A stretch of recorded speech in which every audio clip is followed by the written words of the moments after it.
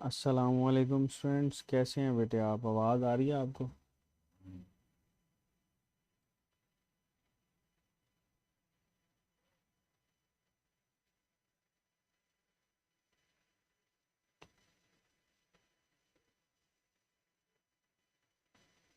जी बेटे, आवाज़ आ रही है आपको?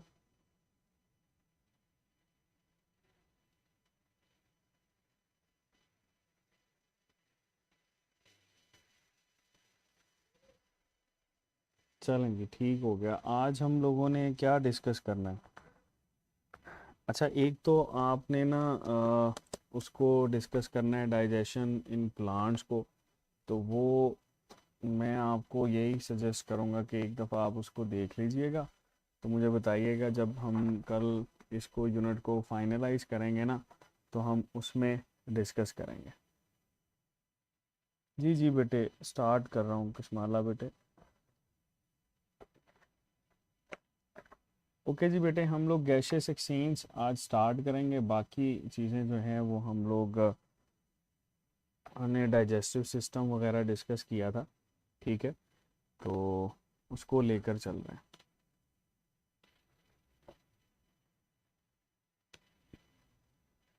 जी doctor Asifa, I am good. आप सुनाएं, कैसी हैं बेटे? खैरियत से हैं?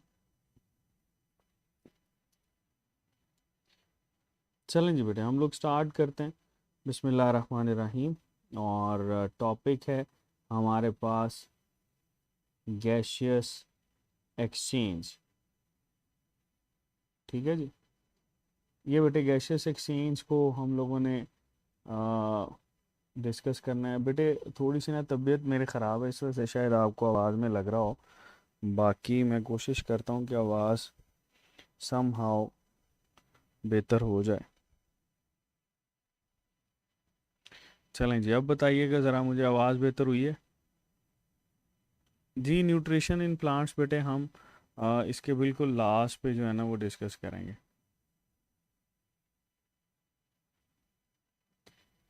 ठीक है, चलो जी स्टार्ट करते हैं बेटे। हमारे पास गैशियस एक्सचेंज गैशियस एक्सचेंज को हम लोग बेसिकली रेस्पायरेशन भी बोलते हैं। So we can mention this as respiration. और ये बात याद रखना कि रेस्पायरेशन जो होती है ना, ये हमारे पास फर्दर क्लासिफाई होती है। एक होती है इंटरनल रेस्पायरेशन, ठीक है जी। और एक बेटे हमारे पास होती है एक्सटर्नल रेस्पायरेशन। सो इंटरनल और एक्सटर्नल रेस्पायरेशन को हम लोग डिस्कस करते हैं। ये जो बेटे हमारे पास इंटरनल रेस्पायरेशन होती है ना, इसको बोला जाता है cellular respiration. That is cellular respiration. और एक्सटर्नल रेस्पायरेशन को बेटे हम लोग ऑर्गेनिज्मिक रेस्पायरेशन बोलते हैं। That is organismic respiration. ठीक है। सो ये इसमें हमारे पास डिफरेंस होता है किस किस का बेटे, इंटरनल और एक्सटर्नल रेस्पायरेशन के दरमियान। ठीक है जी। तो ये बात याद रखिएगा, एक्सटर्नल रेस्पायरेशन तो सिंपल हमारे पास एक्सचेंज होता है गैसेस का। सपोज हमारे पास अगर ये एक सेल है, तो होगा क्या, ये जो हमारे पास इंटरनल रेस्पायरेशन है ना, इसमें बेटे ऑक्सीजन इसके अंदर मूव करती है। यहाँ पे बायोकेमिकल रिएक्शंस होते हैं। और कार्बन डाइऑक्साइड जो है वो इसके बाहर मूव करती है। यहाँ पे रिएक्शंस को क्या बोलते हैं बेटे? They are refer to as biochemical processes. ठीक है जी। ये हमारे पास बायोकेमिकल प्रोसेसेस कहलाते हैं। जबकि ऑर्गेनिज्मिक रेस्पायरेशन जो है, ये सिंपल बेटे एक्सचेंज है। That is simple exchange of gases. ठीक है, ये हमारे पास बेटे एक्सचेंज ऑफ गैसेस है बॉडी के अंदर। मतलब ऑक्सीजन का अंदर जाना बॉडी के, कार्बन डाइऑक्साइड का बाहर आना, ये बेटे हमारे पास सिंपल एक्सचेंज कहलाता। ठीक है, चलो वापस ऊपर चलते हैं। गैशियस एक्सचेंज या रेस्पायरेशन, तो क्या हम ये कह सकते हैं कि गैशियस एक्सचेंज करवाना या ये रेस्पायरेशन करना, ये रेस्पायरेटरी सिस्टम का काम है? बताओ, कैन वी से दैट? बिल्कुल कह सकते हैं बेटे। ये हमारे पास रेस्पायरेटरी सिस्टम जो है बेटा, ये हमारे पास रेस्पायरेशन करता है। और रेस्पिरेटरी सिस्टम की अगर आपसे डेवलपमेंट पूछी जाए तो आप बिल्कुल ये बताओगे कि मीज़ोडर्म हमारे पास वो वाली लेयर होती है जिससे बेटे रेस्पिरेटरी सिस्टम बनता है। ठीक है, ये हमारे पास किसको डिस्कस करता है, रेस्पिरेटरी सिस्टम को। अच्छा अस्मा शेख, बेटे डिसऑर्डर्स नहीं हैं हमारे ना सिलेबस में, पीएमसी सिलेबस अगर आप देखें तो ये डिसऑर्डर्स नहीं है। मैंने आपको यही शुरू में इस लेक्चर के स्टार्ट में ये बोला कि आप जो डाइजेस्टिव सिस्टम, रेस्पिरेटरी सिस्टम के आपको लगता है ना डिसऑर्डर्स जो जिसमें आपको मसला है, तो वो हम कल इस यूनिट को जब वाइंड अप करेंगे तो उसके लास्ट में हम वही टाइम रखेंगे जिसमें डाइजेशन इन प्लांट्स, वो 3-4 प्लांट्स हैं उनको हम लोग डील करेंगे, बाकी जो आपको इश्यूज हैं वो इसमें डील करेंगे। ठीक है जी। चलो, रेस्पिरेटरी सिस्टम बेटे मीजोडर्म से डेवलप करता है। रेस्पिरेशन करवाना रेस्पिरेटरी सरफेसेस का काम होता है। ठीक है, तो यहाँ पर हम डिस्कस करते हैं कि रेस्पिरेशन जो है that is done by respiratory surface.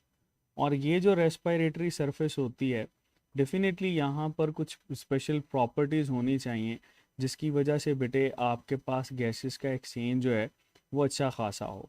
जैसे देखो, सबसे पहले तो हमारे पास ये जो सरफेस होनी चाहिए दैट मस्ट बी थिन। वैसे तो थिन एपिथीलियम हम इसको बोलते हैं। सो थिन एपिथीलियम होगी, मॉइस्ट होगी, तो थिन होगी मॉइस्ट होगी जिसकी वजह से हवा का एक्सचेंज ज़्यादा होता है। फिर साथ ही साथ हम ये भी कहते हैं कि ये इतनी थिन होनी चाहिए कि इसका जो साइज़ है दैट मस्ट बी 1 mm या इससे भी कम हो ताकि गैशियस एक्सचेंज जो है वो ईजीली हो सके। फिर हम ये कहते हैं that must rich with blood supply. इसके पास बेटे ब्लड सप्लाई जो है वो ज़्यादा होनी चाहिए। जितना ज़्यादा रिच होगी ना ब्लड सप्लाई की उतना ही ज़्यादा बेटे गैशियस एक्सचेंज कर सकेगी। ठीक है, और चौथा और आखिरी पॉइंट हम यहाँ पर डिस्कस करते हैं कि इसका सरफेस एरिया जो है वो ज़्यादा होना चाहिए। इसका सरफेस एरिया क्या होना चाहिए, ज़्यादा, बिकॉज जितना ज़्यादा सरफेस एरिया होगा ना बेटे उतना ही जल्दी ये गैशियस एक्सचेंज कर सकेगा।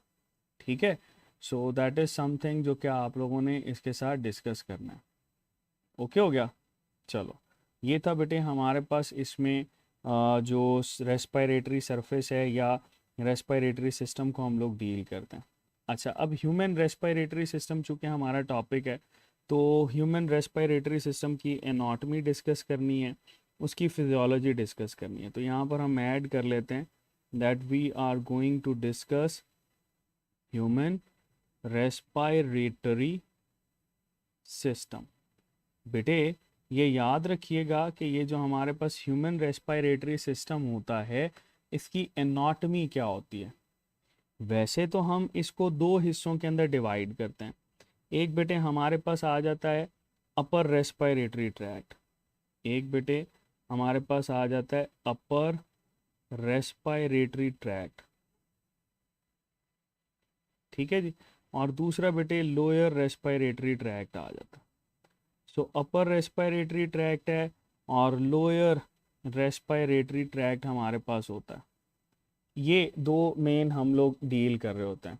अच्छा, अब इसमें अपर रेस्पिरेटरी ट्रैक्ट कौन सा होता है और लोअर रेस्पिरेटरी ट्रैक्ट कौन सा होता है, इसको आप लोगों ने डील करना है।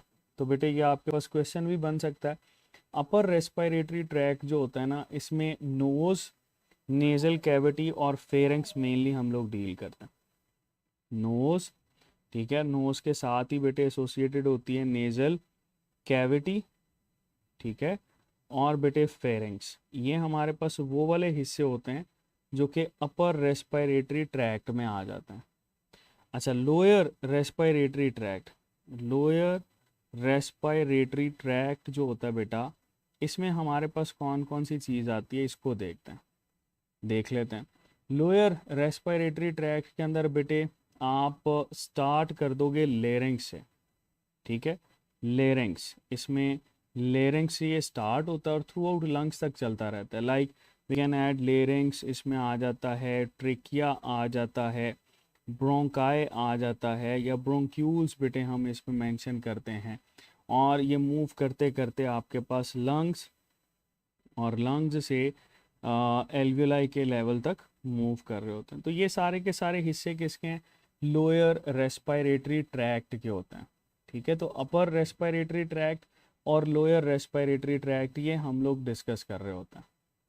ओके जी, चलो वन बाय वन बेटे हम लोग इसको डिस्कस करेंगे कि ये हमारे पास कौन कौन सी चीज़ें इसमें मौजूद होती हैं और कौन कौन से फंक्शन परफॉर्म कर सकता है, ताकि हम लोग उसको डील कर सकें। सबसे पहले बेटा एक अदद नोज़। ठीक है, नोज़, नोज़ जो है ये हमारे पास मेन ओपनिंग होती है जिससे इंस्पिरेशन हो रही होती है ना।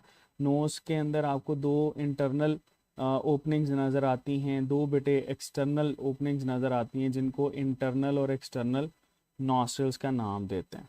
तो ये तो आप लोगों ने याद रखना है। ठीक है बेटे, आपका नेट का इशू होगा। हनान खान काकड़, मेरे ख्याल से आपके नेट का इशू है बेटे, इस वजह से शायद आपको ये मसला कर रहा है। अच्छा जी, हमारे पास बेटे सबसे पहले तो आपने ये याद रखना है कि नोज़ जो है ये हमारे पास है क्या। अच्छा, ये suppose that would be just like this. ठीक है, हम इसको ये इस तरह से सपोज ये करते हैं। ठीक है, दैट इज नोज, और यहाँ पर दो नॉस्ट्रल्स होते हैं।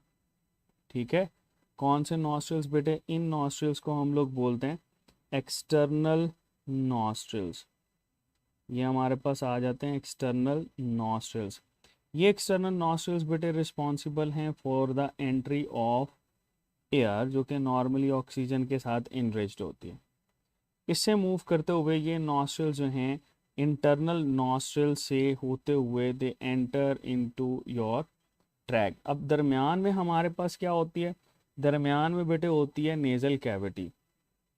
ठीक है, उसको भी हम डील करते हैं, लेकिन पहले ये देख लो कि नोज़ के अंदर बेसिकली कौन कौन सी चीज़ें पाई जाती हैं। नोज़ किस चीज़ से मिलकर बना होता है?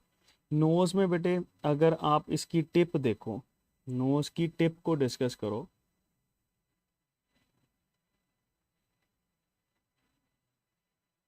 ठीक है, अगर बेटे आप इसकी टिप को डिस्कस करो तो ये टिप हमारे पास बनी होती है कार्टिलेज की, that is composed of cartilage, और बाकी इसका हिस्सा जो है that is composed of nasal bones. ठीक है, सो कार्टिलेज और नेज़ल बोन्स, यानी हम ये कह सकते हैं कि ये नेज़ल बोन से कार्टिलेज से मिलकर बना होता है। दूसरा, इसमें होता क्या क्या है? नोज़ के अंदर बेटे हमें जो चीज़ें नज़र आती हैं वो कौन कौन सी हैं? सबसे पहले तो आपको बेटे यहाँ पर नेज़ल हेयर्स नज़र आएंगे। There are nasal hairs. ये नेज़ल हेयर्स काम क्या करते हैं? दे आर रिस्पॉन्सिबल बेटे फिल्ट्रेशन ऑफ एयर। ये रिस्पॉन्सिबल हैं किसके लिए? Filtration of air. एयर को फिल्ट्रेशन करवाना इनका काम है। अब इसमें समटाइम हम ये भी मेंशन कर रहे होते हैं, बिल्कुल एथमॉइड बोन भी होती है अब्दुल्ला। ठीक है, एथमॉइड भी इसके साथ एसोसिएटेड। स्केलेटन जब पढ़ेंगे ना तो सारी बोन्स क्लियर हो जाएंगी। नेजल हेयर्स बेटे फिल्ट्रेशन ऑफ एयर और ज़्यादातर लार्जर डस्ट पार्टिकल्स को ये ट्रैप करते हैं। फिर इसी में बेटे हमारे पास होती है म्यूकस मेम्ब्रेन्स। ठीक है, यहाँ पर होती है बेटे म्यूकस मेम्ब्रेन। ये म्यूकस मेम्ब्रेन बेटे इसको स्लिमी अपीयरेंस देती है। ठीक है, म्यूकस सिक्रीट होता रहता है और यही म्यूकस जो है बेटा ये हेल्प करता है ट्रैप करने के लिए। सो अगर मैं ये पूछूं कि नोज़ हमारे पास काम क्या करता है, what is exactly the working of nose, तो आप ये बताओगे कि नोज़ हमारे पास काम करता है सबसे पहले फिल्ट्रेशन का, that is responsible for filtration of air, filtration करवाएगा। दूसरा इसका काम क्या होता है? दूसरा इसका काम होता है ये मॉइस्टनिंग करवाता है। ठीक है, ये बेटे हमारे पास मॉइस्टनिंग करवा रहा होता है हवा की। तीसरा काम इसका क्या होता है? दैट इज़ बेटे वार्मिंग, वार्मिंग ऑफ एयर। अब ये वार्मिंग ऑफ एयर कैसे होती है इसको भी देख लेते हैं। देखो बेटे हमारे पास ना ये सपोज एक ट्रैप है, इसके बिल्कुल नीचे आपको ना ब्लड वेसल्स नज़र आती हैं। सपोज ये हमारे पास आ गई ब्लड वेसल, अच्छा खासा आपको ब्लड वेसल का ये जो नेटवर्क है वो यहाँ पर नज़र आ रहा होता। ठीक है जी, अब होता ये है बेटा कि जैसे ही हवा इसके ऊपर से गुजरती है, मतलब सपोज हवा इस साइड पे गुजर रही है, ठीक है, that is just like this, oxygen की मूवमेंट है या हवा या एयर है। ब्लड जो होता है ना, ब्लड इसके ऑपोजिट मूव करता है, ठीक है। अब ब्लड ऑपोजिट मूव करने की वजह से यहाँ पे हीट एक्सचेंज के चांसेस होते हैं। सो होता ये है कि जो हवा बॉडी के अंदर जाती है ना, उसका टेम्परेचर जो है ये यहाँ पर एक्सचेंज हो जाता है, ठीक है, हीट एक्सचेंज होती है। तो हीट एक्सचेंज की वजह से वार्मिंग हो रही होती है हवा की।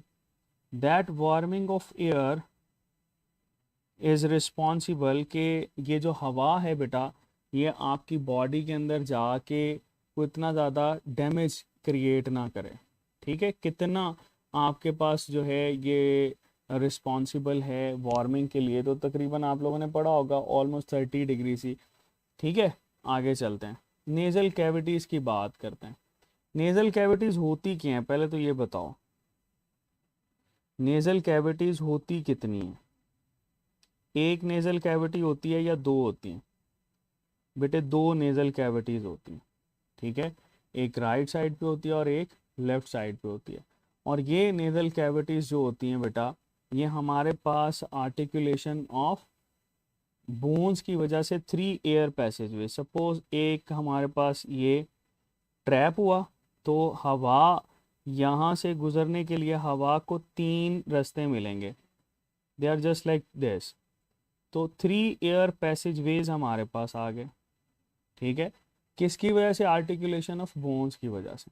अच्छा, यहाँ पर एक और चीज़ इंपॉर्टेंट है, यहाँ पे बेटे आप लोगों ने याद रखना है कि इसमें हमारे पास जो एपिथीलियम होती है ना, उस एपिथीलियम को हम लोग बोलते हैं ciliated epithelium, that is ciliated epithelium.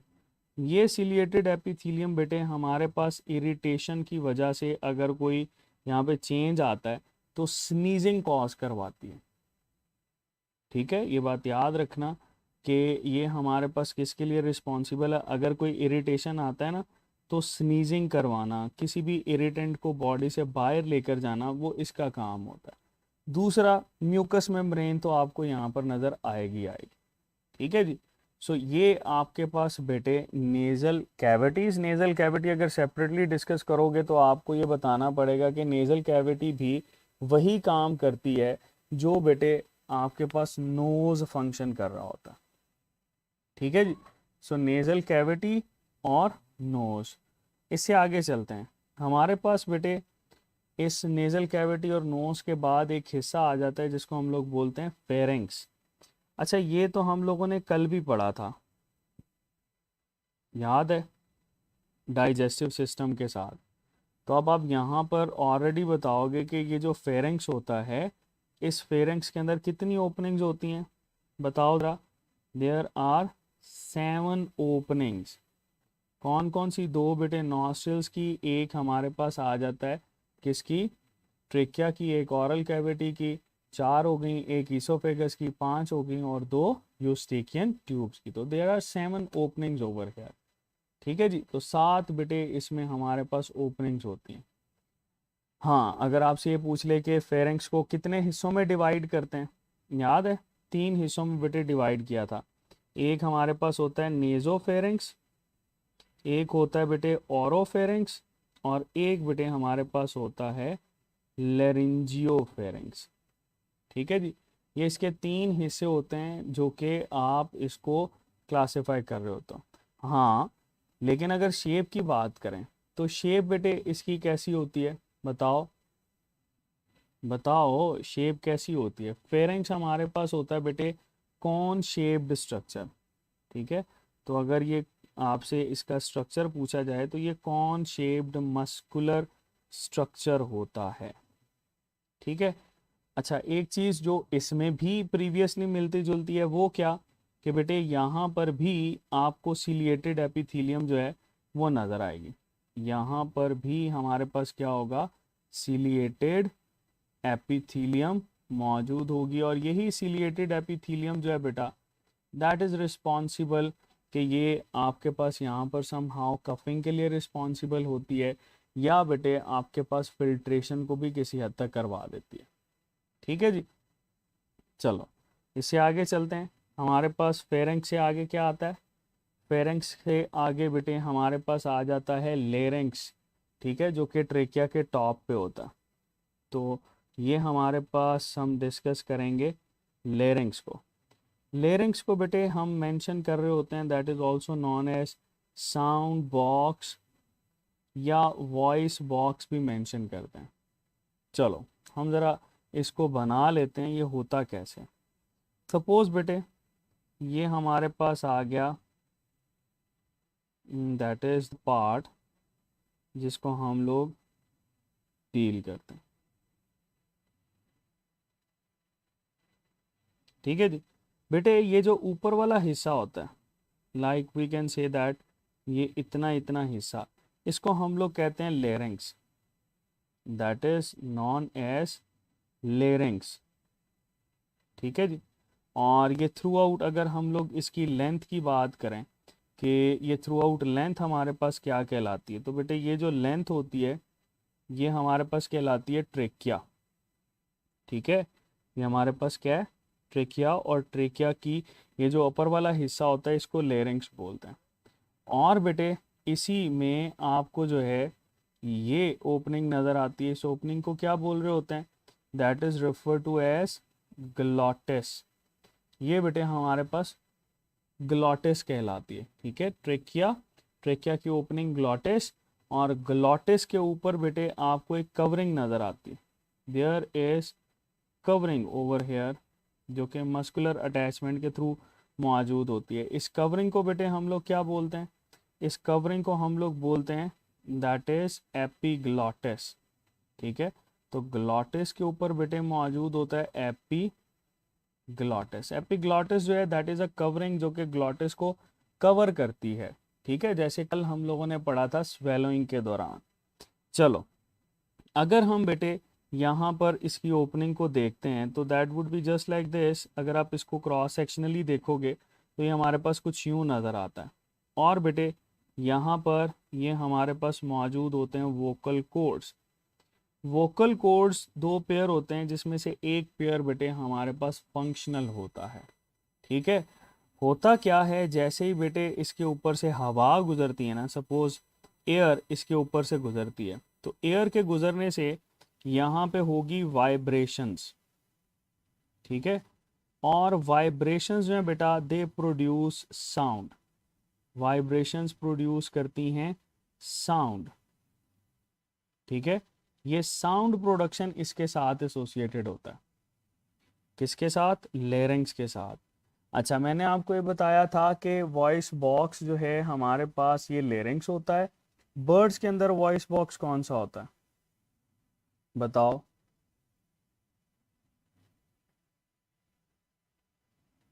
बताओ भाई, बर्ड्स के अंदर कौन सा होता है?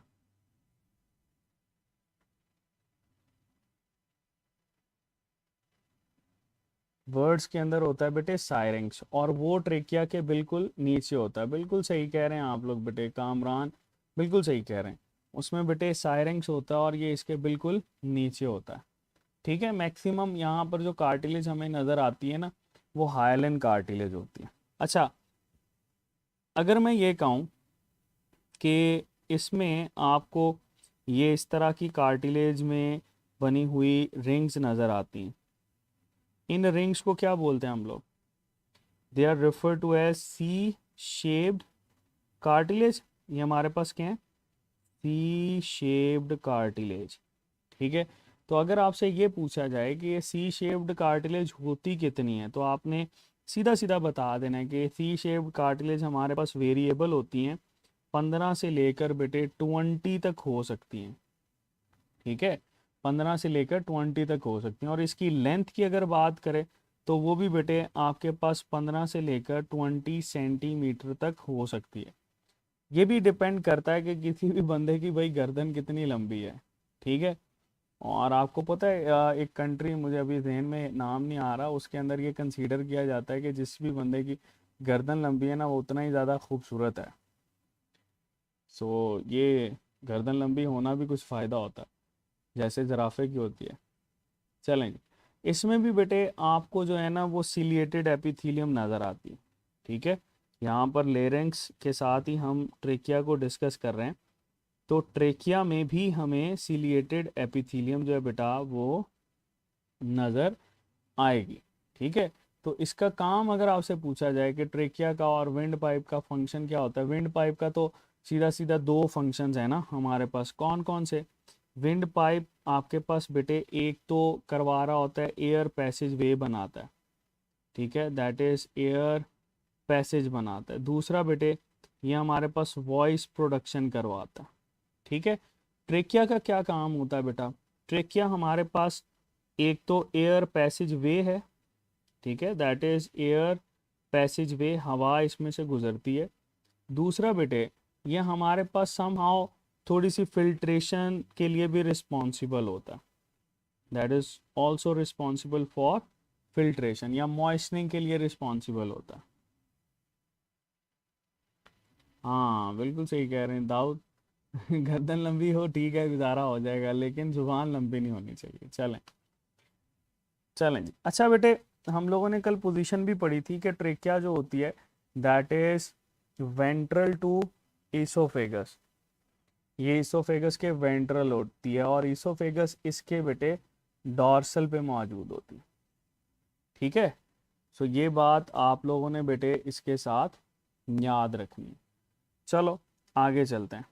आप ज़रा इसको डिस्कस करें कि हम अगर इसको बाइफरकेट करवाते हैं, सपोज हमने भाई इसको बाइफरकेट करवा दी, तो बाइफरकेट करवाने से बेटे हमारे पास यहाँ पे ये जो स्ट्रक्चर्स बनते हैं इनको क्या बोलते हैं? They are refer to as primary bronchi. तो बेटे यहाँ पर ऐड करते जाओ, हमारे पास आ जाते हैं प्राइमरी ब्रोंकाई। ठीक है, प्राइमरी ब्रोंकाई। फिर बेटे हमारे पास आ जाते हैं सेकेंडरी ब्रोंकाई। ठीक है, प्राइमरी ब्रोंकाई और सेकेंडरी ब्रोंकाई फ़र्क क्या होता है ये हम लोगों ने देखना है कि प्राइमरी के अंदर, सेकेंडरी के अंदर। फिर आपको पता है सेकेंडरी के साथ साथ आप टर्शरी ब्रोंकाई को भी डील करते हो, there are also tertiary bronchi. ठीक है, और इसके बाद आप लोग टर्मिनल ब्रोंकाई को डील कर रहे होते हो। तो टर्शरी के बाद हमारे पास आ जाते हैं टर्मिनल ब्रोंकाई। ठीक है जी, चलो एक और इस पे ऐड करते जाओ जो कि हमारे लिए इम्पॉर्टेंट है, जिसको बोलते हैं रेस्पायरेटरी ब्रोंक्यूल्स। ये हमारे पास क्या कहलाते हैं? Respiratory bronchioles. ठीक है जी, सो ये बेटे हमारे पास इसमें चीज़ें डील करते हैं, प्राइमरी ब्रोंकाई, सेकेंडरी और टर्शरी ब्रोंकाई। बहुत आसान है। जैसे जैसे बेटे हम प्राइमरी ब्रोंकाई से ऑनवर्ड मूव करेंगे ना, तो हमारे पास ये जो सी शेप्ड कार्टिलेज होती है ये कम होना शुरू हो जाती है। ठीक है, और एक स्टेज बेटे हमारे पास ऐसी आती है कि जहाँ पर ये ख़त्म ही हो जाती है। सो यहाँ पर आप लोगों ने याद रखना है कि ये सी शेप्ड कार्टिलेज से पहले तो इरेगुलर होते हैं। ठीक है, इरेगुलर, इरेगुलर हम कहते हैं। इससे आगे बेटे, इससे आगे आपको कोई भी कार्टिलेज नज़र नहीं आता। There is no cartilage in terminal bronchioles and respiratory bronchioles. ठीक है, हाँ एक चीज़ जो आप लोगों ने याद रखनी है कि इन तमाम के अंदर सिलिएटेड एपिथेलियम होती है। इसमें भी होगी, इसमें भी होगी, इसमें भी, इसमें भी, इसमें भी सिलिएटेड एपिथेलियम इसमें मौजूद होती है। ठीक है, म्यूकोजल लाइनिंग जिसको हम लोग बोलते हैं कि जिससे बन रही होती है, म्यूकस सेल्स मौजूद होते हैं ना। अब टर्मिनल ब्रोंकाई क्यों बोलते हैं, मतलब ब्रोंकाई से ब्रोंक्यूल्स कब आए? जब बेटे इसका डायामीटर आप लोग देखते हो ना, तो डायामीटर अगर हमारे पास 1 mm या इससे कम हो जाए, इसको बोलते हैं ब्रोंक्यूल। ये इंपॉर्टेंट है, ये आपके पास एमसीक्यूज आता है, इंपॉर्टेंट है बेटे ये। इसमें कार्टिलेज नहीं होता, सिलिएटेड एपिथेलियम होती है और इसका डायमीटर क्या है? 1 mm या इससे कम होता है।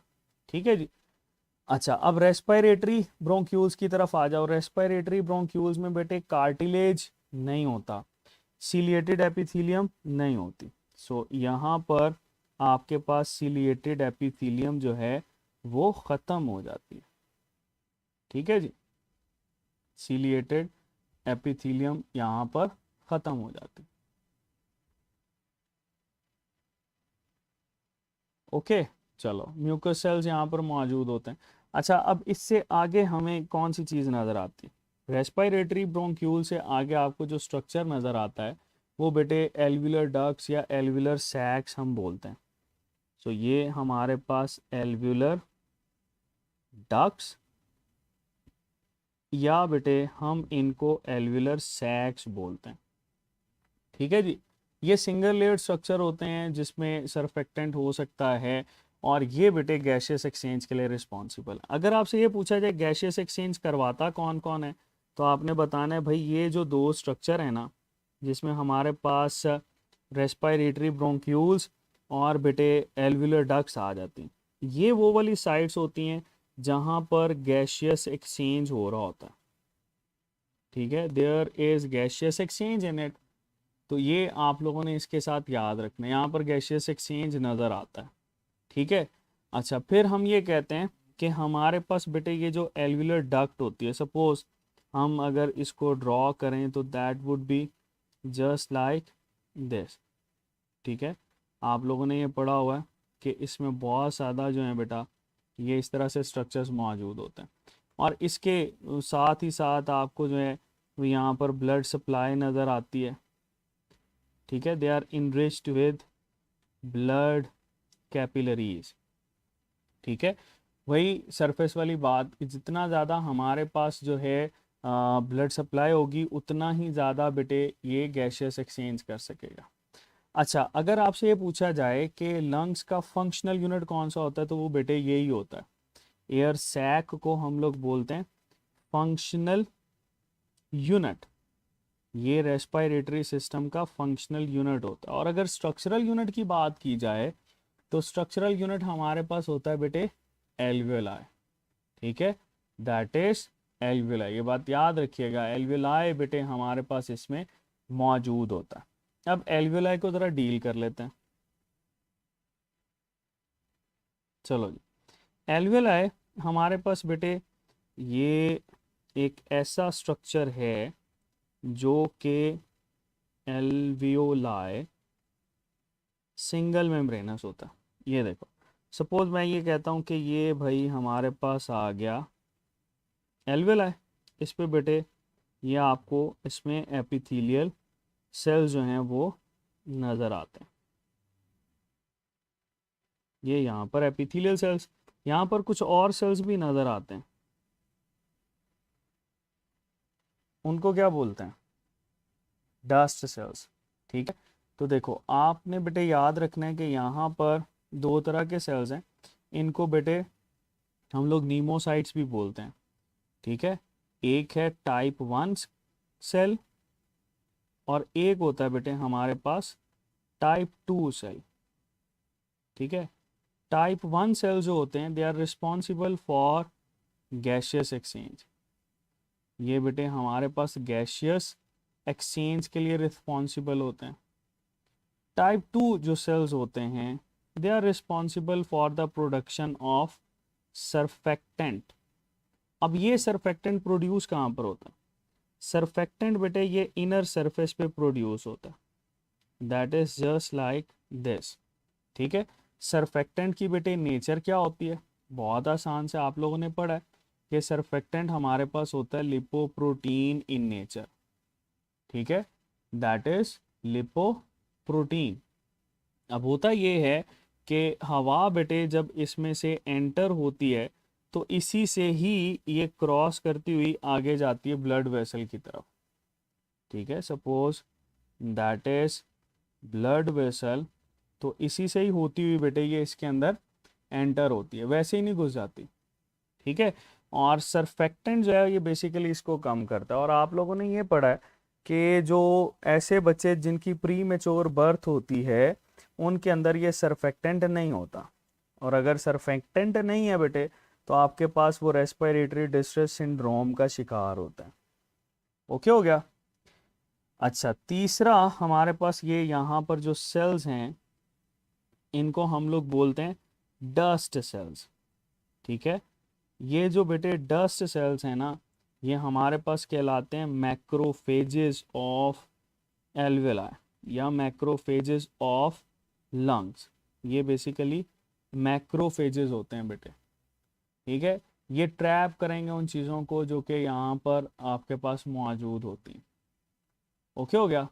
चलो, अगर मैं ये सवाल पूछूं कि सरफेस टेंशन को कौन कम करता है, सरफेस टेंशन को बेटे कम कर रहा होता है ये surfactant that reduce surface tension. ये बेटे हमारे पास सरफेस टेंशन को कम करना इसकी एबिलिटी होती है। यही वजह होती है कि आपके पास स्मूथली जो है बेटे ये गैशियस एक्सचेंज होता रहता है। ओके, मैक्रोफेजेस बेटे अब्दुल्ला, ये हम लोगों ने ब्लड के सेल्स पढ़े थे, ठीक है। मैक्रोफेजेस मोनोसाइट ही होते हैं एक्चुअली, जैसे ही वो बेटे टिश्यू में एंटर होते हैं तो हम उनको मैक्रोफेजेस बोलते हैं। चलो, हमारे पास बेटे ज़रा इन स्ट्रक्चर्स को मेंशन कर लेते हैं। एक है हमारे पास ट्रेकिया, हम लोगों ने डिस्कस किया ट्रेकिया, क्योंकि क्वेश्चन यहाँ पर आता है इस वजह से हम इसको डील करते हैं। ट्रेकिया, ट्रेकिया के बाद बेटे हमारे पास आ गया ब्रोंकाई, ठीक है। ब्रोंकाई में प्राइमरी, सेकेंडरी, टर्शरी। फिर डायरेक्टली हम लोग आ जाते हैं टर्मिनल ब्रोंकाई पे, टर्मिनल ब्रोंकाई, ठीक हो गया। फिर बेटे हमारे पास आ जाता है रेस्पिरेटरी, अच्छा, टर्मिनल ब्रोंक्यूल्स और रेस्पिरेटरी ब्रोंक्यूल्स, ठीक है। टर्मिनल ब्रोंक्यूल्स आ गए, रेस्पिरेटरी ब्रोंक्यूल्स आ गए।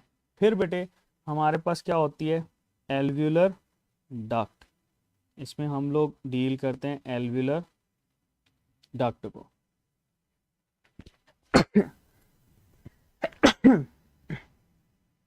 सॉरी बेटा, एल्व्यूलर डक्ट, और एल्व्यूलर डक्ट के बाद हमारे पास बेटे यहाँ पर मौजूद होती है एल्व्यूलाई, ठीक है।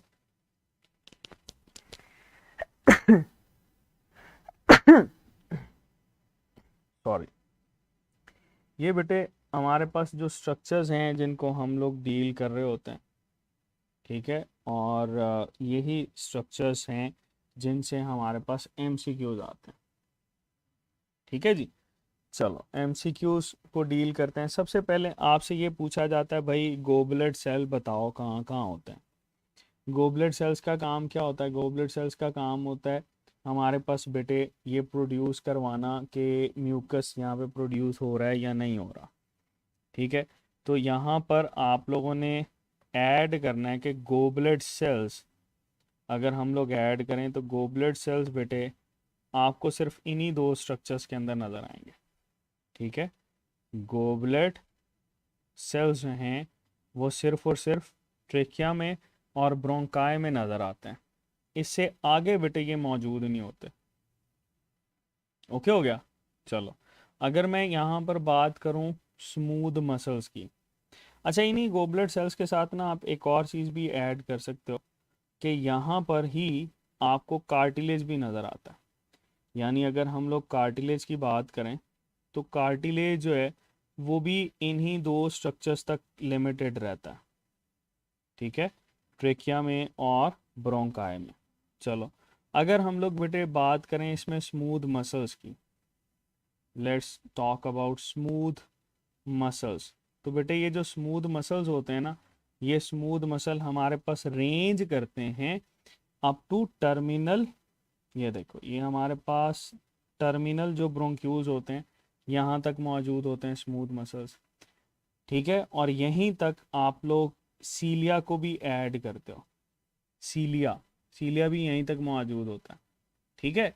अच्छा, अगर हम लोग गैशियस एक्सचेंज की बात करें तो गैशियस एक्सचेंज जो है बेटा ये हमारे पास कहाँ कहाँ पे हो रहा होता है, that is just at the site of, just at the site of, बताओ एक्सचेंज ऑफ गैसेस कहाँ कहाँ होता है,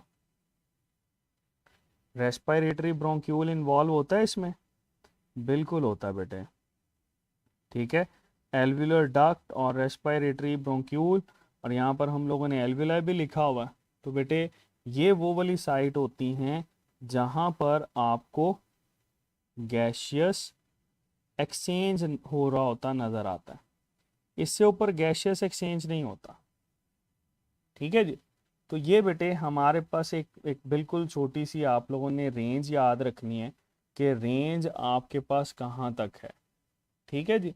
तो बेटे ये बात याद रखना कि ये हमारे पास ट्रेकिया, ब्रोंक्यूल्स, ब्रोंकाई, ये हमारे पास कुछ स्ट्रक्चर्स हैं जो कि गैशियस एक्सचेंज को डील कर रहे होते हैं। ठीक है जी। चलो, मेरे ख्याल से आज इतना काफ़ी है। I am not feeling good. तो बाकी जो है बेटे हम लोग कल इंशाल्लाह डिस्कस करते हैं। ठीक है, आपकी जो क्यूरीज हैं उनको भी कल डिस्कस करते हैं। आज हम लोगों ने ये एयर पैसेज वे जो है ये हमारा कंप्लीट है। कल हम लोग लंग्स से स्टार्ट करेंगे और इसको फिर कैरी करेंगे। ठीक है बेटे। So that was gaseous exchange.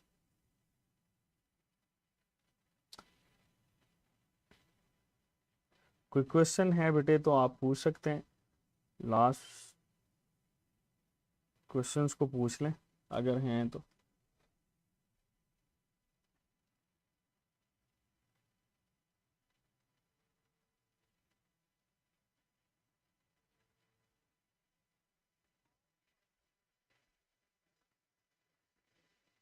Ji thank you बेटे, थैंक यू। इंशाल्लाह आप आपकी दुआएं साथ हैं तो कुछ भी नहीं होगा। ठीक है बेटे। तो आज हम लोगों ने ये लंग्स से पहले तक किया है। कल हम लोग लंग्स और लंग्स से आगे रेस्पिरेटरी चेंज, गैशियस एक्सचेंज क्या होता है, ठीक है, उसमें कौन कौन सी गैस कैसे ट्रांसपोर्ट होती है, तो कल इंशाल्लाह हम लोग इसको वाइंड अप करेंगे। That is all students from the today's topic. Wish you very best of luck. अल्लाह हाफिज़।